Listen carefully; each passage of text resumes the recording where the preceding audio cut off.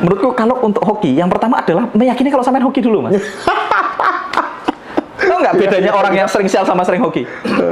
Orang yang sering sial merasa dia sering sial. Orang yang sering hoki terus gitu ya. Iya. Kan sebenarnya kejadiannya mungkin mirip, Mas. Iya, setuju. Cuman sampean jago ngasih arti kalau sampean sial. Iya. Betul ya? Bener banget. Loh, aku tuh juga bukan nggak pernah ditipu orang, Mas. Aku ya pernah ditipu orang, tapi kan aku tidak memaknai sebagai apes. Aku memaknai aku ditipu orang ya biaya sekolah gitu. Oh, menurutku cocoklah 30 juta untuk tahu jati diri dia gitu loh, ngerti nggak? Iya. Menurutku itu harga yang layak. Jadi aku tidak merasa ditipu. Kayak tadi, aku punya kamu tidak ada kata gagal, yang ada hanya sukses atau belajar. Loh, bukan berarti menurut definisi umum aku nggak gagal. Banyak bisnis yang aku bangun dan tutup. Cuman kan tidak dimainin sebagai gagal, tidak dimainin sebagai apes. Oke. Jadi step 1 itu dulu. Step 1 adalah kita perlu merasa kita beruntung dulu tadi, Mas. Kita perlu upgrade. Maka naik bi dikali du. Ini kan perkalian loh, Mas. Dikali du. Ingat ya? Bi kali du. Oh, bi-nya 100, du-nya 0 ya. 100 kali 0, 0, Mas. 1000 kali 0, 0. Iya. Jadi teman-teman tetap do on some extent. Tinggal seberapa keras du-nya kan tinggal seberapa tinggi bi-nya. Makanya perlu di-upgrade dua-duanya. Sampai perlu skill yang making money tadi seperti dalam marketing, public speaking. Tapi di sisi lain sampai juga perlu install ini ya, kelayakan dari sisi tadi. Salah satu abundance block yang sangat umum orang punya adalah mentreatment pekerjaan dia sebagai satu-satunya sumber income. Itu abundance block.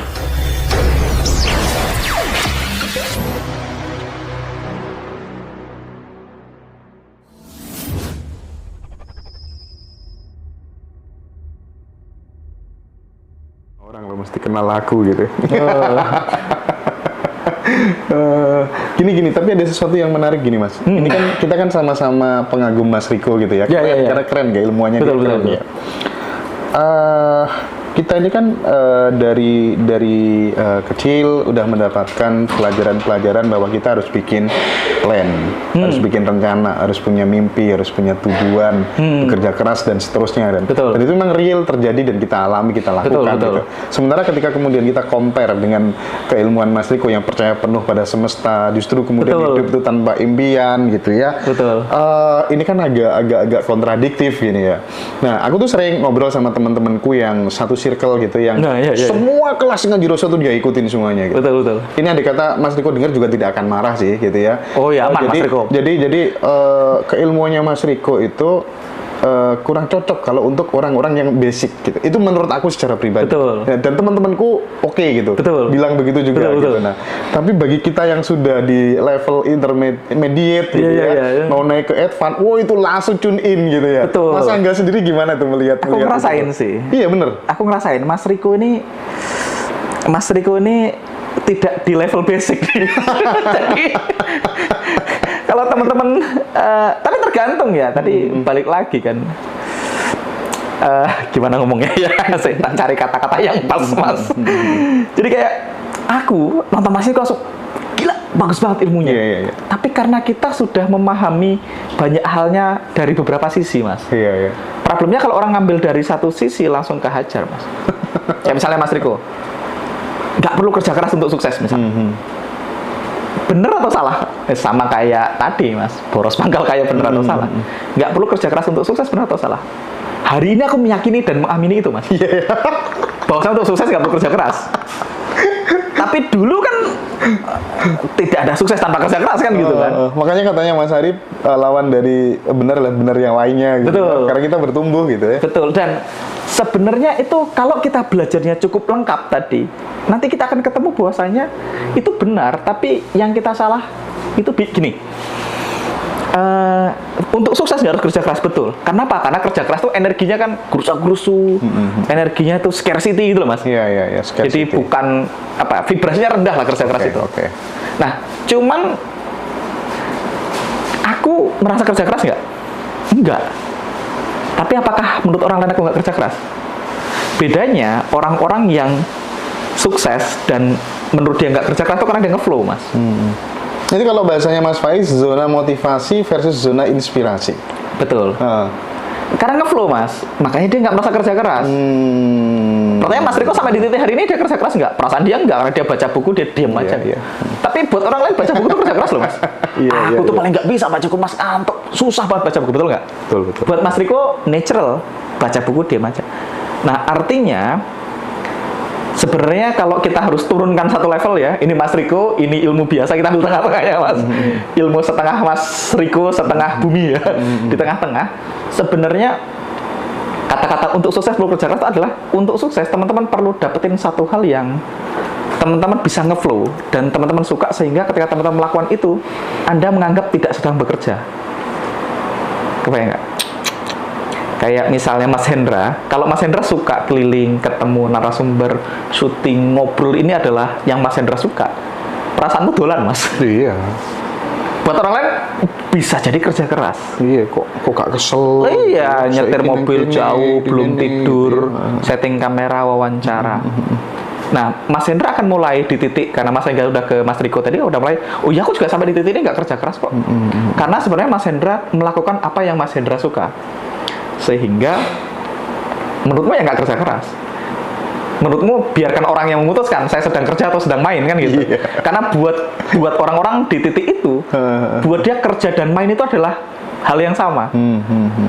Gitu. Sehingga sampean menganggap aku bisa sukses tanpa kerja keras. Tapi kan untuk sampai sampean bisa memanai untuk sukses nggak kerja keras kan nggak bisa langsung tiba-tiba nggak harus kerja keras kok terus dia di rumah lolo ya nggak punya apa-apa Mas, nggak punya duit. Jadi memang perlu dipahami berdasarkan tangganya tadi Mas. Jadi menurutku kalau teman-teman baru dan langsung dengerin Mas Riko ya nggak apa-apa, dianggap sebagai ini sebuah, pokoknya gini aja, segala sesuatu itu benar dalam konteksnya. Jadi semuanya itu partial, sesuai fasenya, lebih tepatnya gitu. Sesuai fasenya. Jadi nggak banyak benar atau salah. Jadi kalau teman-teman misalnya masih, ya tadi kalau teman-teman masih fase dikit-dikit ini ya teman-teman mulai dari latihan yang lain dulu. Atau kalau sebenarnya kalau kita langsung dan langsung nerima seutuhnya, harusnya juga bisa langsung ke Mas Riko.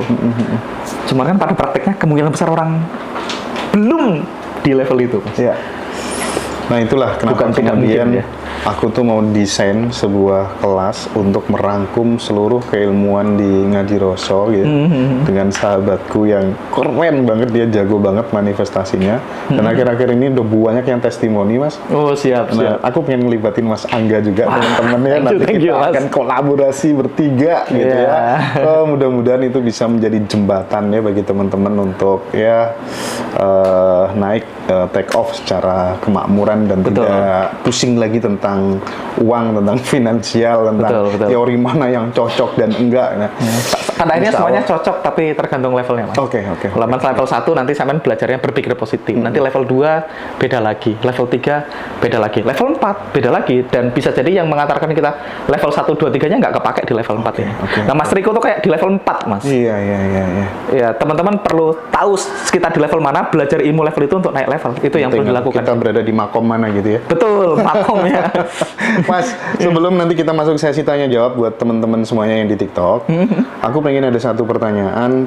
Bisa nggak sih Mas, hoki itu kita create gitu ya? Bisa nggak sih kita kemudian menghindari yang namanya sial gitu? Orang itu Mas, meskipun dia tidak terlahir jadi anaknya orang yang kaya, orang yang berlimpah, tapi kalau dalam hidupnya dia beruntung terus, bejo terus, dan nggak pernah sial, nggak pernah apes, itu kayaknya semuanya mudah tercapai deh Mas. Betul. Nah itu gimana create-nya Mas? Cara create hoki? Teorinya aku nggak tahu. Ada bukunya Richard Wiseman, judulnya The Luck Principle, tapi saya tidak pernah baca, jadi saya nggak tahu. Terus kalau nggak salah Bung Chandra juga pernah nulis bukunya. Tapi masalahnya hidupnya selalu beruntung kan ya? Iya, aku nggak tahu teorinya, tapi ini yang sok taunya aku, jadi kita perlu disclaimer Mas, ini tidak berdasarkan buku atau apa yang aku pelajari, jadi ini sok taunya aku yang bisa jadi benar, bisa jadi belum tepat gitu ya. Nah, menurutku kalau untuk hoki, yang pertama adalah meyakini kalau sampean hoki dulu Mas. Tahu nggak bedanya orang yang sering sial sama sering hoki? Orang yang sering sial merasa dia sering sial. Orang yang sering hoki terus gitu ya. Iya. Kan sebenarnya kejadiannya mungkin mirip Mas. Cuman sampean jago ngasih arti kalau sampean sial. Iya. Betul ya? Bener banget. Loh, aku tuh juga bukan nggak pernah ditipu orang Mas. Aku ya pernah ditipu orang, tapi kan aku tidak memaknai sebagai apes. Aku aku ditipu orang ya biaya sekolah gitu. Oh, menurutku cocok lah 30 juta untuk tahu jati diri dia gitu loh, ngerti nggak? Iya. Menurutku itu harga yang layak. Jadi aku tidak merasa ditipu. Kayak tadi, aku punya kamu tidak ada kata gagal, yang ada hanya sukses atau belajar. Lu bukan berarti menurut definisi umum aku nggak gagal. Banyak bisnis yang aku bangun dan tutup.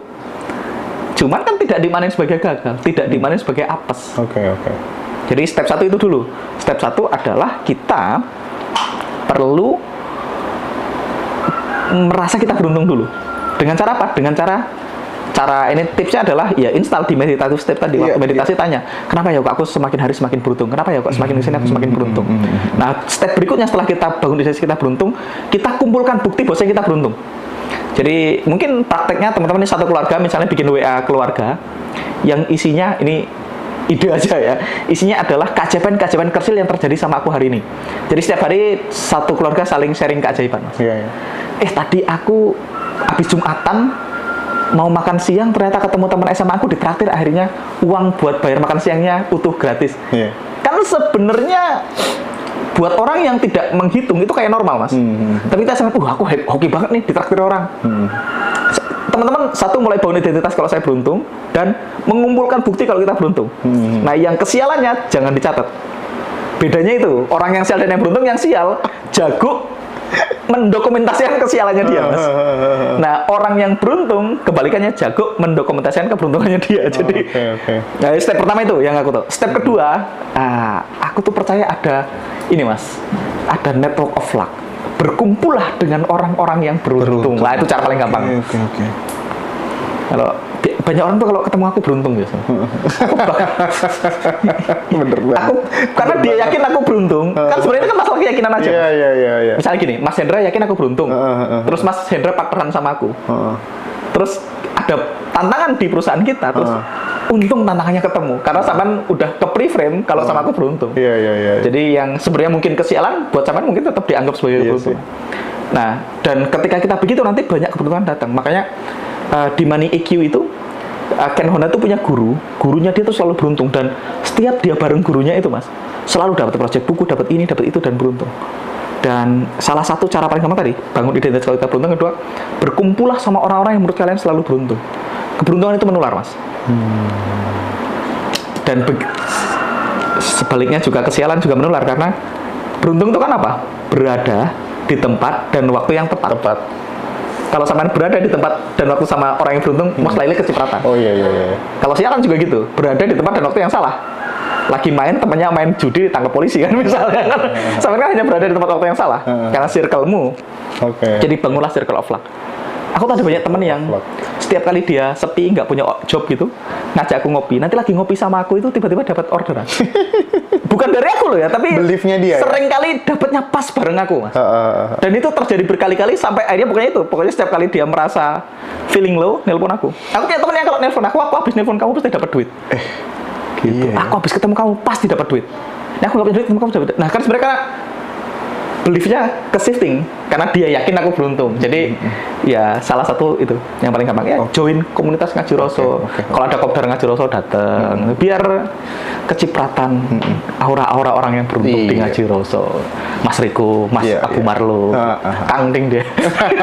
Gitu, Mas. Habis ini kita sesi terakhir, teman-teman bisa tanya langsung ya, tanya jawab sama Mas Angga gitu ya. Khususnya nanti mungkin ada satu pertanyaan khusus ya, gimana sih cara mengakhiri jomblo yang permanen gitu ya. Nah, gimana sih Mas Angga caranya ketika kemudian kita ini belum punya jodoh, even itu belum pernah nikah ataupun sudah pernah nikah begitu ya. Tipsnya dari Mas Angga seperti apa? Gitu. Itu pertanyaan pertama dari saya. Selanjutnya nanti sahabat-sahabat akan interaksi langsung dengan Mas Angga. Monggo pertanyaannya teman-teman. Ini pertanyaan yang jawabannya perlu disclaimer ya. Saya bukan pakar perjodohan. Ya. Cuman saya akan menjawab berdasarkan apa yang saya pahami dan apa yang saya imani kalau bahasanya Mas Hendra ya. Jadi nih, kalau kita belum punya jodoh, nah itu satu hal yang perlu kita cek itu adalah apakah saya belum punya jodoh ini hal baik atau hal yang nggak baik? Atau mungkin gini pertanyaannya, kalau kita punya jodoh, kita pengen jodoh kita baik dan bagus betul Mas ya. Kalau kita pakai skala 1 sampai 10, kalau bisa jodoh kita 10. Sampai sini sepakat ya? Kita pengen ya, semua orang tuh pengen jodohnya 10 Mas. 10 itu dalam artian ya cantik, ya ganteng, ya baik, ya punya duit ya. Pokoknya kita pengennya skornya 10 aja. 10 itu maksimal. 1 itu rendah, 10 maksimal. Nah, pertanyaannya kalau kita belum punya jodoh, sebenarnya bisa jadi itu hal baik Mas. Karena kita perlu cek kita sekarang skornya berapa menurut kita. Kalau menurut aku, oke, aku ini nggak punya jodoh, tapi menurut aku nilainya 6. Ya, kalau menurutmu nilaimu 6 tadi, deserve it factornya, kelayakanmu 6, mungkin sebaiknya Anda jomblo, Mas. Karena kalau Anda 6 dapat jodoh, more likely, tidak selalu, tapi seringkali itu jodohnya juga 6. Mending tingkatin value. Betul, kan kita pengen cewek yang 8 atau 9 kan gitu. Pertanyaannya, cewek yang 8 tidak akan tertarik sama cowok yang 6, Mas. Itu kita perlu sepakati dulu nih. Iya, oke. Jadi cewek itu suka digombalin, cewek itu suka dikasih perhatian, tapi sama cowok yang dia suka atau yang levelnya di atas dia, Mas. Jadi kalau selama ini kita belajar trik-trik gombalin cewek, trik-trik menaklukkan cewek. Yang pertama ya, cewek itu bukan banteng, jadi nggak perlu ditaklukkan gitu ya. Atau jodoh nggak perlu ditaklukkan. Dan balik lagi kayak teman-teman belajar pick up line segala macam gitu, nggak. Kalau ceweknya 9 dan kita 6, digombalin apapun yang ada ilfil, Mas. Dikasih perhatian ilfil, dikasih bunga ilfil, semuanya ilfil kalau kita 6. Tapi kalau kita 10, dia 9, kita kasih perhatian, lucu banget gitu. Jadi step pertama kalau kita belum punya jodoh, mungkin kita cek dulu, saya nih skornya berapa, kira-kira. Kelayakanku berapa. Self esteemku itu sebenarnya bagaimana, itu juga penting. Betul. Juga ya. Kalau kita masih rendah ya mungkin sebaiknya memang belum punya jodoh dulu. Jadi sebaiknya kalau kita belum punya jodoh, fokus upgrade diri ya, Mas. Oke. Nah, ketika kita upgrade diri dari 6 jadi 7, jadi 8, jadi 9. Lewat apa, Mas? Dan seterusnya. Upgrade dirinya. Semuanya upgrade earning ability-nya, skill making money-nya, upgrade tentang membuang tadi merilis samskara kalau Mas Riko, skincare, soul care gitu ya. Betul. Jadi termasuk kita juga upgrade diri itu termasuk menghilangkan trauma-trauma masa lalu. Oke. Kita dulu pernah punya pacar putus, kita punya trauma mungkin. Memperbesar B. Betul. Apalagi yang baru sudah menikah dan belum berhasil pernikahannya kan, kita perlu beresin traumanya, Mas. Kalau nggak kan kasihan, jodoh kita berikutnya akan terima trauma kita dari hubungan kita yang terdahulu. Tapi kenapa dalam kasus nih di masyarakat kita nih, orang yang sudah pernah menikah terus kemudian gagal, dia menikah lagi, itu lebih mudah ketimbang yang belum pernah menikah sama sekali gitu? Aku tidak tahu itu teori itu benar atau tidak. Ini kan masih teori ya. Bisa jadi orangnya habis menikah lagi juga gagal lagi, Mas. Iya sih. Jadi sebenarnya bukan di situ poinnya. Jadi kata kunci adalah kita perlu upgrade diri, kita perlu grow dulu, sehingga ketika kita punya jodoh, kita pengen nanti jodoh kita tuh juga orang yang sedang growing, Mas. Jadi kalau kita 7 menuju 8, kita pengen jodoh kita ketemu 7 menuju 8, itu yang kita pengen. Jadi yang pertama itu dulu. Nah, kita fokus ke melayakkan diri dulu. Nah, kedua, ini aku dapat dari satu orang guruku, dia bilang gini, pada akhirnya goals kita itu cuman grow dan contribute, Mas. Ya, kita tuh akan merasa fulfill kalau kita bertumbuh dan bermanfaat buat orang banyak. Nah, kita kesampingkan yang bermanfaat, kita ngomongin bertumbuh dulu. Jadi pada akhirnya kita perlu grow-nya, Mas. Jadi balik ke statement Mas Hendra tadi, kenapa orang kalau habis menikah gagal terus menikah lagi berhasil? Sebenarnya bukan itu poinnya. Poinnya adalah apakah ketika dia gagal dia grow? Kalau dia grow, pernikahan berikutnya mungkin berhasil. Tapi kalau dia nggak grow ya akan sama terus, Mas. Yang saya lihat itu, misalnya dia udah janda gitu ya. Terus kemudian dapetin pasangan tuh lebih mudah ketimbang yang perawan tapi belum laku-laku gitu. Kebanyakan kan begitu ya nggak sih kira-kira? Itu kan yang sekali lagi ini sesuatu yang di luar ekspertisku ya. Ini sesuatu yang aku nggak jago ini. Kita perlu garis bawahi. Jadi ini sok tahunya aku, tapi pada akhirnya aku tuh meyakini gini, Mas. Pada akhirnya sebenarnya nggak penting pernikahanmu berhasil atau enggak di masa lalu. Yang penting adalah apakah Anda bertumbuh. Karena kita disebut berhasil kalau kita grow. Sebenarnya kan kata kuncinya itu. Kita berhasil kalau kita grow. Makanya tidak ada kata gagal yang ada, hanya sukses atau belajar. Kita hanya berhasil kalau kita grow. Pertanyaan gini, misalnya Mas Hendra pernikahannya sukses. Enggak masalah sukses atau enggak. Pertanyaan, did you grow? Kalau kita grow ya berarti berhasil. Pernikahanmu sebelumnya gagal. Sama, did you grow? Kalau kita grow berarti berhasil. Makanya kalau kita belum punya jodoh dan menurut kita masih skornya rendah, berarti itu hal baik. Jadi sebaiknya kita fokus upgrade. Nah, kalau cara mendapatkan jodoh ini sepertinya aku bukan orang yang layak untuk ditanya. Tapi kalau tanya ke yang lain kalau yang tapi itu. kalau dalam perspektif Mas Angga nih ya, belief ini soal belief kan, dan Betul. kan soal belief ya. Betul. Jodoh, rezeki, kematian itu pure wilayah atau domainnya Tuhan. Betul. Atau kemudian kita bisa terlibat create di situ, gimana menurut Mas Angga? Jadi semua ayat itu ada ayat pembandingnya biasanya, Mas.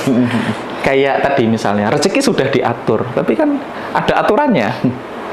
Yang kan tergantung pemahamannya, Mas, tergantung beliefnya, balik lagi. Iya. Kalau sampean meyakini rezeki sudah diatur itu artinya fix, sampean ditakdirkan income-mu maksimal 3 juta ya. Dan sampean meyakini itu most likely jadi benar kan, income-mu akan 3 juta. Tapi kalau sama-sama percaya, saya percaya rezekinya sudah diatur. Tapi ternyata aturannya itu kalau kita berniaga lebih banyak sumber rezekinya, ya maka sebenarnya aturannya juga sama. Kalau kita kemarin nonton Gus Baran, dia bilang aturannya adalah bagi yang bergerak dapat rezeki. Loh, ternyata aturannya beda. Sama kayak umur tadi, umur sudah digariskan. Tapi ada hadis yang kalau kita silaturahmi memanjangkan umur. Lah, kalau udah digariskan, buat apa artinya tadi memanjangkan umur, kan berarti betul juga ya. Sesuatu yang, tapi balik lagi itu semua sama belief sih. Kalau kita meyakini pasti benar soalnya, Mas. Jadi kalau sampai yakin jodoh sudah diatur, nothing I can do untuk mengalter jodoh tadi, ya benar. Sampean nggak bisa melakukan apapun. Tapi kalau sampean merasa orang, misalnya sampean punya belief yang lain, misalnya orang baik untuk orang baik, dan aku bertumbuh jadi orang baik sehingga aku dapat orang baik, ya most likely itu juga benar. Jadi tinggal sampean mau pilih yang mana. Pada akhirnya kan kita berusaha membuktikan apapun yang kita yakini, Mas. Aku nggak bilang begitu salah ya. Tapi kalau sampean punya belief begitu, most likely itu akan terjadi sama sampean. Kalau sampean meyakini yang beda, kemungkinan juga kejadiannya beda. Nah, tinggal kita bebas memilih mau meyakini yang mana, itu aja. Nah, kalau aku biasanya memilih keyakinan yang memberdayakan. Ya, tadi kalau aku meyakini jodohku udah fix nih, mau apapun yang aku lakukan, kalau dapatnya dia pasti dia. Kalau kita yakin begitu, ya kemungkinan besar akan begitu. Iya. Tapi kalau aku meyakini orang baik untuk orang baik, misalnya aku upgrade diri menjadi lebih baik sehingga aku ketemu yang baik, ya mungkin juga akan ketemu yang baik. Kebayang nggak? Iya. Nggak ada yang mutlak bener kayaknya. Terus kita ini kan terkadang banyak sekali data-data yang kurang tepat yang diinstal oleh orang tua kita pada waktu kecil, yang kemudian itu berpengaruh terhadap jalan hidup kita, Mas Angga. Betul. Pertanyaan saya, bagaimana caranya Mas Angga menginstal software sukses, software kemakmuran kepada anaknya? Iya, kepada anaknya gitu. Yang kemudian harapan saya itu bisa ditiru oleh ya semua sahabat-sahabat yang nonton gitu. Dan pola edukasi ya, skill of life-nya yang dibangun kepada anak itu seperti apa yang bisa ditransformasikan ke sahabat-sahabat semua, Mas Angga? Betul. Nah, yang pertama aku tuh tidak terlalu worry sama software yang diinstal, Mas. Karena aku percaya kita punya opsi untuk uninstall dan install yang kita perlu. Oke. Nah, kita perlu percaya kalau kita punya opsi itu. Iya. Problemnya kan gini, kalau saya merasa kalau udah diinstal fix ini salah, ya berarti ya ini aku dulu soalnya diinstal gitu sama orang tua aku, terus sama blaming orang tua karena udah install itu, ya jadinya jadi stuck nih. Nah, aku berangkat dari keyakinan software tadi bisa diinstal, sekaligus bisa di-uninstall, dan kita boleh memilih untuk install software apapun yang kita mau. Nah, dengan begitu kita nggak terlalu worry. Makanya aku suka tuh belajar hal-hal kayak gini yang kayak di Ngaji Roso nih, karena di sini kita belajar uninstall dogma kalau kata Mas Riko, kalau kata Vision namanya bullshit rules namanya. Kita boleh uninstall dogma atau bullshit rule yang selama ini diinstal kita bisa uninstall kok. Ada banyak tekniknya. Ada energi healing, ada letting in, ada banyak jurus untuk menguninstall itu. So aku nggak terlalu worry. Itu yang pertama. Yang kedua, kita juga selalu punya pilihan untuk menginstal. Banyak orang tuh merasa dia nggak punya opsi, Mas. Padahal dia selalu punya opsi. Kayak keluargaku tidak mendukung, lingkunganku, ya pindah, kan kita selalu punya opsi. Nah, yang aku selalu instalkan, aku justru lebih ke situnya aja, bahwasanya bukan fixed mindsetnya, lebih ke growth mindsetnya. Karena pada akhirnya aku nggak bisa siapin semuanya harus tak install sekarang. Selama dia punya growth mindset, selama dia tahu segala sesuatu itu masih bisa diperbaiki, harusnya aman. harusnya aman. Jadi fokusnya lebih ke growth mindsetnya. Karena pada akhirnya kan kita dunia berubah, segala sesuatu berubah, semuanya berkembang. Dan selama dia punya mindset untuk selalu bertumbuh, harusnya aman gitu. Jadi fokusnya ke sana sih, fokusnya bahwasanya segala sesuatu itu bisa dihadapi, segala sesuatu bisa diperbaiki, dan salah nggak apa-apa. Yang penting itu bisa diperbaiki. Salah nggak apa-apa. Betul. Jadi kalau salah ya nggak apa-apa. Dan move on. Jangan meratapi kesalahan. Oke. Salah disadari dan move on. Gitu. Kalau teknik untuk ngelepas misalnya kayak emosi-emosi negatif yang kemudian itu nanti akan berpengaruh terhadap ya manifestasi kita susah tercapai dan seterusnya, itu sesimpel apa Mas Angga? Kalau yang aku praktekkan itu ada 2. Sebelum semuanya aku tuh pakai tapping, Mas. Tapping. Safe gitu ya. Safe, EFT sejenisnya ya, energy healing ya. Aku pakai tapping. Jadi dulu kalau aku punya emosi negatif ya tak tapping. Aku belajar tapping itu tahun 2013 sama Pak Faiz. Prakteknya gimana sih? Coba biar teman-teman tahu gitu. Tapping sebaiknya belajar sama ahlinya ya. Kalau ini penting ya. Tapi intinya kan kita perlu setup, tune in dan tapping kan gitu. Nah itu sebaiknya belajar sama ahlinya. Teman-teman bisa ke Pak Faiz atau bisa ke Mas Fadli di Kedamaian. Teman-teman monggo aja pilih. Nah dulu aku tapping. Cuman sekarang ada cara lain juga kan. Bukan berarti tappingnya salah ya.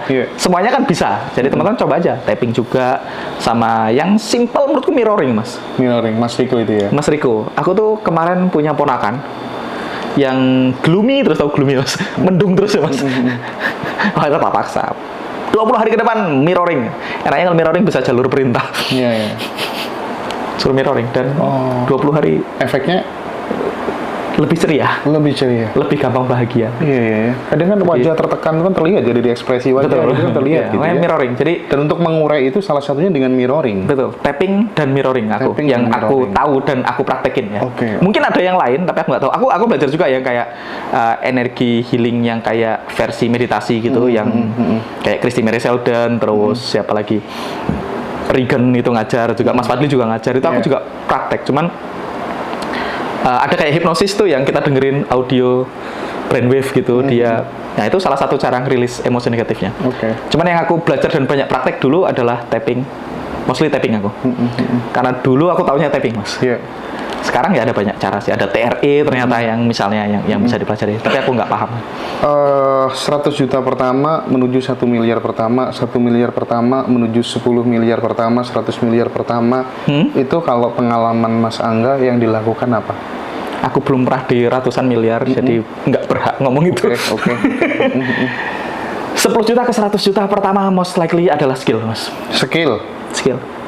Makanya tadi 10 ke 100 tuh pure earning ability, Mas. Susah gitu ya. Makanya kalau income 200 juta, belajarlah skill yang bayarannya mahal. Oke. Most likely skill yang bayarannya mahal itu adalah kombinasi dari public speaking dan marketing. Public speaking dan marketing. Kombinasinya. Oke. Kalau sampean bisa public speaking, jago marketing, nah itu udah combo yang oke. Oke. Sebenarnya sales skillnya.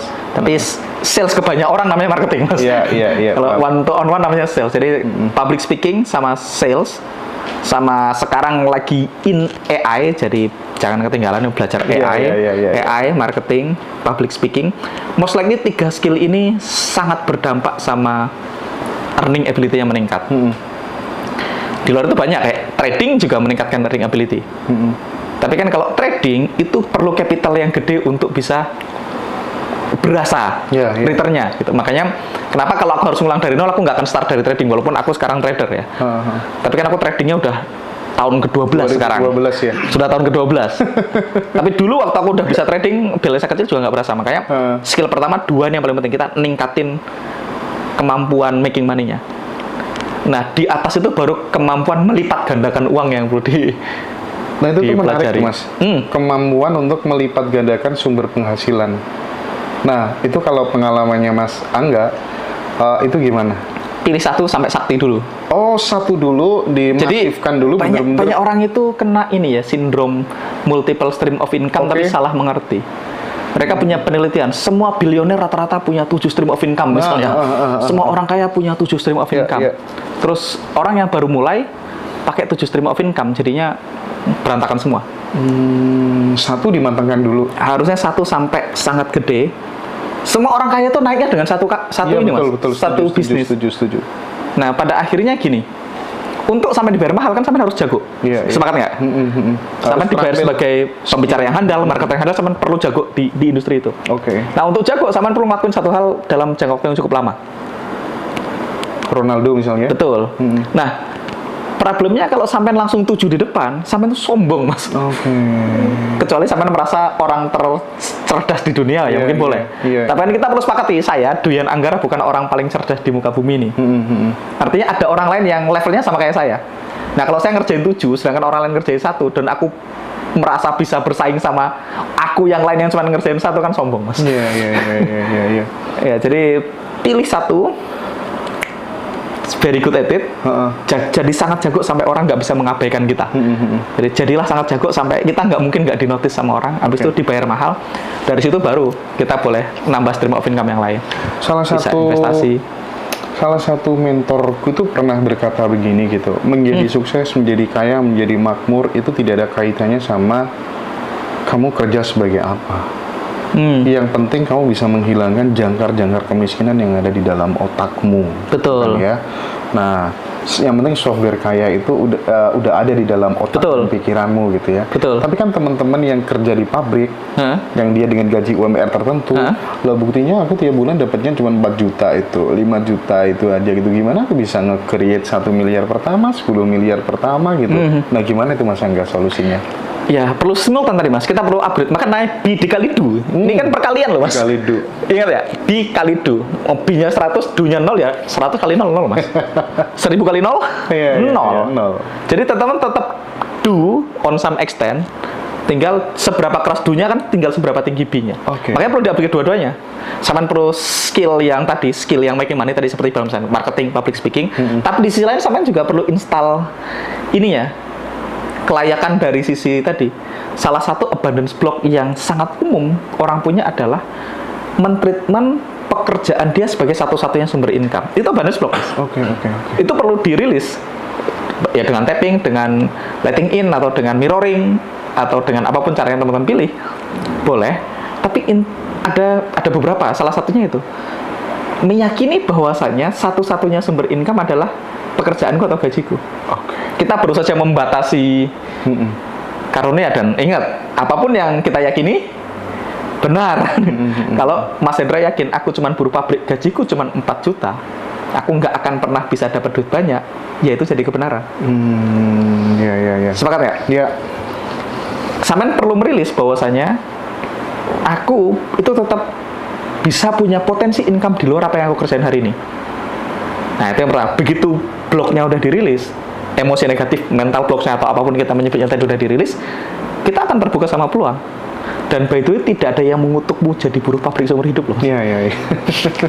Sampean selalu punya opsi untuk keluar dari situ, untuk memulai sesuatu yang baik. Jadi kita tuh selalu, nah tapi kan kita nggak akan mampu berpikir itu kalau kita meyakini bahwasanya aku ini, jati diriku ini, dan satu-satunya cara dapat duit ini, aku nggak mungkin bisa punya 1 miliar karena aku tuh cuma buruh pabrik. Nah, ini kan masih di level belief, Mas. Iya. Ininya perlu diberesin dulu, karena kalau ininya belum diberesin, sampai nggak akan pernah keluar untuk cari potensi income lain. Oke. Dan sebenarnya ya kalau ininya udah dirilis, makanya kan perlu kiri kanan tadi kan. Ilmu buminya perlu diperbaiki, ilmu lainnya perlu diperbaiki. Perlu belajar di ngaji roso, tapi juga perlu belajar digital marketing, perlu belajar sales, perlu belajar marketing, perlu belajar apapun, cari skill yang bayarannya mahal, di satu sisi rilis. Oke. Skill yang bayarannya mahal. Betul. Dan kedua kan ini, kan kerja kan 9 ke 5. 5 ke 9 kan boleh bangun masa depan, Mas. Gitu. Sip. Ini dari akun EV05. Gimana? Cara ngerilis samskaranya gimana, Mas? Tadi udah ya sama sebaiknya typing, itu terus atau mirroring. Ya, belajar ke kedamaian, ke Mas Fadli, ke Pak Faiz, atau ke Mas Riko. Oke. Saya tidak se-expert mereka, jadi sebaiknya ke mereka. Terus dampak gitu ya, dampaknya apa? Aku tuh kalau aku tuh mangkel sih, nggak suka kalau misalnya ada circleku gitu, termasuk orang ya keluarga atau apa yang kemudian ketika ada sesuatu yang dia merasa sesuatu yang nggak enak, negatif, nggak sesuai ekspektasi, terus kemudian curhat lewat medsos, termasuk curhat kepada ya temennya dan lain sebagainya gitu. Aku tuh termasuk orang yang nggak suka dengan low vibrasi yang seperti itu gitu. Nah menurut Mas Angga, jika kemudian kita senantiasa sedikit-sedikit ketika ada hal yang nggak enak, terus kemudian orang kan pada tahu semuanya, wah galau dan lain, terus kemudian diaktualisasikan, diwujudkan dalam status story, itu berefek negatif nggak buat dirinya? Betul. Tapi aku tidak mangkel. Bedanya. Okay. Aku netral lah. Orang begitu, aku sadar, oh dia begitu, dia sedang menarik masalah lebih banyak, tapi aku nggak mangkel sama dia. Tapi mostly justru malah menarik masalah lebih banyak dengan cara begitu? Betul. Makanya istriku tuh nggak pernah update story negatif. Kita di rumah sakit 2 minggu itu nggak ada story foto infus. Biasa orang gitu ya, foto infus get well soon atau foto obatnya ya, itu justru narik ya. Betul. Dan itu terjadi sama banyak hal, banyak kasus. Aku sempat ngobrol sama Mas Fadli ini sekarang udah nggak pernah pecah ban. Mas Fadli itu temanku, dia punya mobil. Setiap pecah ban dia story, Mas. Wah, pecah ban nih. Abis itu kayak dia pecah ban terus. Oh gitu. Sebenarnya aku bilang, Mas, sampai nyadar nggak sampai sering pecah ban? Iya, ban gue boros banget itu. Karena sampai kalau pecah ban story, aku bilang. Aku jadi dulu aku tuh belajar namanya the power of public commitment, Mas. Apa itu? Jadi kalau kita punya sesuatu, kita punya impian, kita ucapkan secara publik, itu powernya jadi lebih kuat. Setuju. Jadi misalnya tadi kayak saya bilang publik nanti lihat berapa tahun lagi, ya itu kan public commitment. Gimana kalau itu menimbulkan kan kebanyakan orang itu melihat keberhasilan dan pencapaian seseorang itu kan kayak nggak terima gitu, nggak suka gitu, pamer lah dan lain sebagainya gitu. Gimana dengan itu? Nah, yang pamer dia. Kalau Anda terganggu, ada yang salah. Oh gitu. Kalau fakta dia pamer, aku suka kalau ada orang pamer, Mas. Duh, sampean boleh pamer apapun dan aku akan I'm happy for you. Oke. I'm happy for you. Fakta orang pamer boleh, tapi sebaiknya kita tidak pamer. Tapi kalau orang lain pamer itu kontrol. Kalau Anda terganggu sama orang pamer, ada yang salah sama kita. Jangan nyalain dia ya. Dia pamer silakan. Tapi public commitment tuh gini, public commitment itu ketika kita punya dreams, kita sampaikan ke orang lain. Kalau itu oke sih. Paham ya? Public commitment bukan pamer pencapaian ya, beda ya. Setuju. Public commitment tuh aku pengen energinya justru berlipat-lipat ya, Mas ya. Betul. Ketika itu impian yang baik berlipat-lipat, kabar buruknya ketika itu juga kejelekan ya berlipat-lipat. Aduh. Dan itu tricky, apalagi misalnya kita berantem sama suami, misalnya cewek berantem sama suami. Kadang cewek itu punya kumpulan quotes-quotes teraniaya yang disimpan di HP-nya dan diposting ketika dia merasa teraniaya, Mas. Atau kumpulan video-video TikTok. Istri nggak pernah kayak gitu ya? Istriku nggak pernah. Ya? Istriku nggak pernah. Oke. Karena dia aware. Dia bahkan aware ya, anakku sakit tuh nggak pernah posting. Apapun, pokoknya yang hal buruk kita nggak pernah posting. Mantap. Kita nggak pernah posting. Boleh posting, tapi kalau yang diposting pelajarannya, jadi bukan ibaratnya gini. Bukan posting lukanya, Mas. Hikmahnya. Iya, boleh kalau mau posting. Itu pun kalau ada pelajaran yang bisa diambil. Tapi kalau misalnya kita luka menganga itu sebaiknya nggak diposting. Tapi kalau udah sembuh besok pelajarannya boleh teman posting. Ilustrasinya gitu. Nah kalau kita posting karena orang jadi komen, Mas. Dan itu akan menarik lebih banyak. Mungkin cara yang mungkin paling gampang paling gampang dimengerti nih. Misalnya aku cewek, Mas Hendra suamiku gitu ya. Aku berantem sama Mas Hendra terus aku update story. Ini apapun story tentang istri yang teraniaya atau apapun. Nah, aku marahan sama Mas Hendra kan nggak lama, mungkin besok udah damai nih. Iya. Mas Dodi temenku cewek juga. Dia ketemu aku di mall. Gimana kemarin suamimu? Kesel lagi, Mas. Kalaupun kita nggak usah pakai loa loh ya. Di luar ilmu loanya, ngeposting hal buruk di sosial media bikin orang bertanya loh nanti ketika ketemu. Gimana kemarin? Dan kan secara dalam dimensi energi itu kan kayak ngelegitimasi gitu ya nggak sih? Betul. Jadi kayak nulis dream book. Jadi kayak sampean kayak bikin istilahnya apa? Kalau kita bikin dream book itu kita tulis dream book ya, lebih ngeri lagi. Iya. Ditulis, abis itu dibikin public commitment, itu ngeri ya. Ngeri. Dan kabar baiknya ini berlaku plus minus ya. Mau melakukan itu boleh yang positif. Kalau positif, ya kita tulis.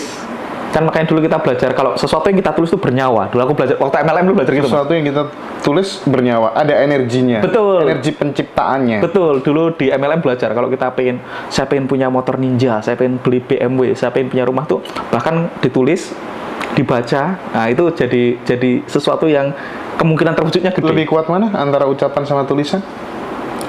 harusnya public commitment lebih kuat. Oke, public commitment. Tapi kan kita selalu punya pilih tulis dan public commitment, gratis dua-duanya kan. Gratis dua-duanya. Nah, kalau itu hal buruk, ya itu tricky karena kita tulis, kita kasih public commitment dan orang datang ngasih energi. Mas, berarti ngomong kayak gini harus hati-hati ya. Apalagi ini kan dilihat banyak orang gitu ya. Makanya Rano Karno nyalon apa-apa gampang jadi karena dulu didoakan sama si itu ya. Anak muda kok gini, sana lo jadi gubernur gitu. Oh gitu. Event itu adalah sebuah film gitu ya. Betul. Dulu kalau nggak salah Pak Habibie itu pernah cerita. Pak Habibie itu waktu aku nggak tahu ini benar atau tidak ya. Aku pernah tapi waktu di Jerman dia pernah punya pacar bule. Bukan punya pacar, waktu dia sakit ditengokin sama cewek bule gitu. Oke. Terus temennya bercanda, masa nanti Presiden Republik Indonesia ibu negaranya bule gitu. Oh, jadi presiden beneran. Iya. Banyak hal yang bercanda jadi kenyataan loh. Gus Dur juga. Banyak hal bercandaan kita jadi kenyataan, memang harus hati-hati. Apalagi kalau diucapkan dan didoain Benyamin ya, Rano Karno dulu ya. Di film itu kan. Iya. Dan film itu juga tadi ingat nggak incantation? Diucapkan dengan suara dan emosi, Mas. Jadi loh, Mas. Makanya banyak pemain film yang hidupnya sama seperti filmnya, Mas. Karena dia itu Mas, siapa si mantan istrinya Ashraf BCL ya? Setelah memerankan film Habibie Ainun kehilangan suaminya beneran ya?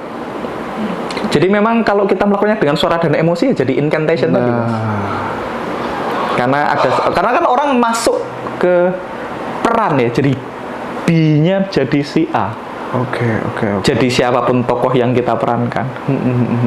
Jadi memang perlu hati-hati. Sosial media ini sesuatu yang yang hati-hati ya. Yang tetaplah menjadi bintang di langit. Akhirnya kehilangan pasangannya gitu ya, karena terlalu tinggi, digayo nggak nyangka, digayo sama orang lain gitu ya, selingkuh sama Diguna Sutowo gitu ya. Aku malah nggak tahu itu.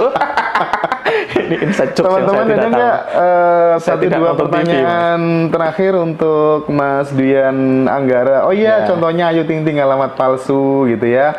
Iya, kalau dinyanyikan dengan suara dan emosi tadi. Dengan suara dan emosi, oke. Lagu terus film Saskia Gotik Cinta Satu Malam gitu ya. Apa itu? Aku nggak ngikutin dunia, aku nggak nonton TV soalnya, Mas. Mbah Surip, bangun tidur lagi, Bertanya Sonata, pulangkan saja aku pada itu ya.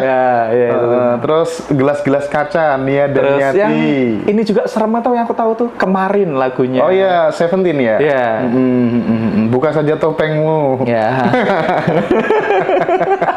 Ya itu ya. Nika Ardila mamaku ingin pulang. Betul. Iya sih, iya. Oke. Makanya dikoploin aja kalau lagu. Dikoploin aja katanya Mas Ari, bener itu ya. Biar nggak terbawa. Denny Caknan sesedih pelakunya. Nggak jadi sedih. Oke. Lagu keberlimpahan. Lagu yang ini kalau aku dulu pernah kasih apa tuh namanya? Kasih advice ke beberapa temanku yang belum nikah gitu, tak suruh nyanyi lagunya Naf.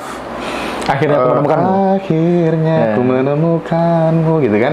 Seolah-olah sambil mau dia sambil duduk, mau ambil mobilan, motoran, bayangkan seolah-olah udah duduk di pelaminan berdua segala dan macam. Melakukan tindakan yang mengarah ke situ, Mas. Oke. Jadi itu step ngambil langkah kecil yang menuju ke sana. Ini aku belajar waktu manifestasi. Aku dulu pengen punya BMW dan nggak mampu beli.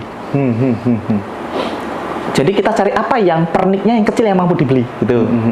Misalnya aku dulu beli iPhone karena aku tahu BMW ku bakal pakai wireless Apple CarPlay. Jadi aku beli iPhone-nya dulu karena iPhone-nya mampu misal.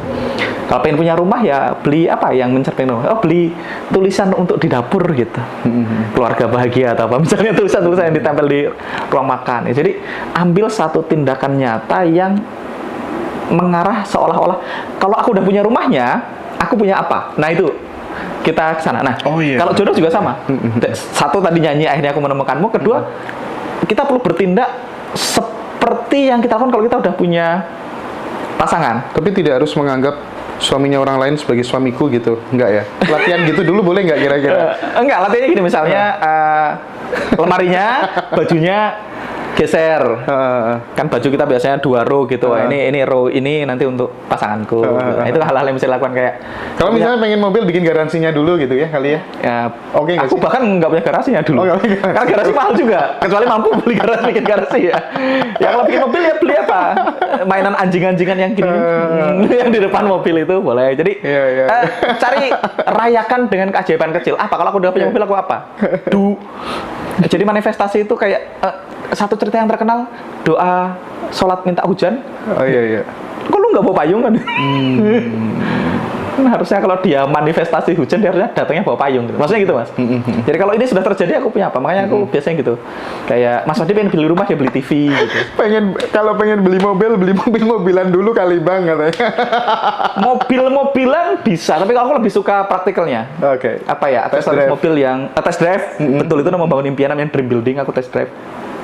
Aku tuh nggak punya duit test drive BMW test. Aku tuh datang ke Jakarta mas, bawa uang 300.000. Aku test drive Range Rover Evoque mas. Temanku sampai malu deh. Test drive. Tapi ya tadi beli aksesoris. Apa ya? Yang kalau aku punya mobil aku akan lakukan apa gitu? Itu sangat mempengaruhi bawah sadar kita ya mas ya. Iya. Dan kita kan memang aja gini. Manifestasi itu kan intinya kan kita kalau ilmu manifestasi kita menyerahkan prosesnya kepada alam semesta kan gitu. Tapi kan sampean perlu tetap bring something to the party mas.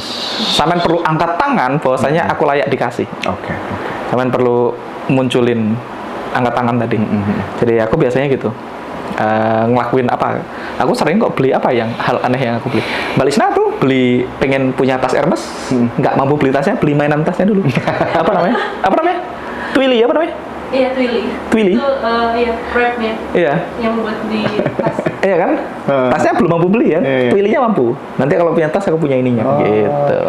Pasangan buat tasnya. Ya, beli gantungan kudanya kan misalnya kan gitu yang dilakukan. Jadi beli sesuatu yang kalau aku udah punya itu aku akan beli ini yang lebih murah kan beli dulu aja. Jadi kita mengarah ke sana. Jadi kita. Tapi prinsipnya isi kepala berubah, pikiran berubah, ucapan berubah, kemudian tindakan berubah, habit berubah, realitas berubah. Gitu. Betul. Ya mas ya. Jadi memang perlu simultan dilakukan dua-duanya tadi mas. Iya.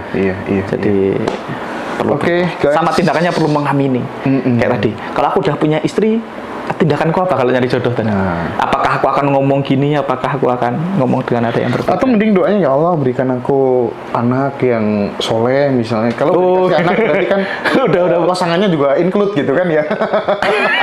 Hati-hati ya, perlu spesifik doanya.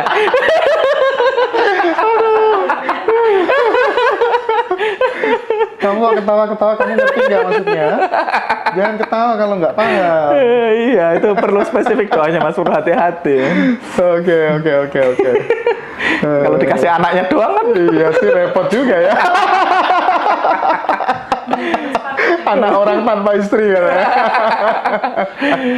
Ini walaupun bercanda, mudah-mudahan teman-teman ngerti nangkep maksudnya ya. Oh iya bener itu katanya Mbak Nun dari Cak Nun. Wah ini anak Maya ini ya aku inget itu dari Cak Nun itu dari Mbak Nun itu ya. Mudah-mudahan beliau cepat sembuh ya teman-teman ya. Oke, teman-teman semuanya seru banget ngobrol dengan Mas Duyan Anggara. Istimewa pokoknya ya. Nanti teman-teman silakan kalau misalnya nanti kita jadi bikin kelas bertiga, jadi aku sama Mas Duyan Anggara, satunya lagi teteh yang sangat istimewa, beliau juga ratu manifestasi, pokoknya nggak bakal rugi teman-teman. Udah banyak yang dibimbing sama beliau berhasil dan dia berikan testimoni ke aku, Mas aku beli kelas kayak gini di kelas lain mahal banget gak paham-paham, tapi sama beliau aku dibimbing privat, hasilnya luar biasa.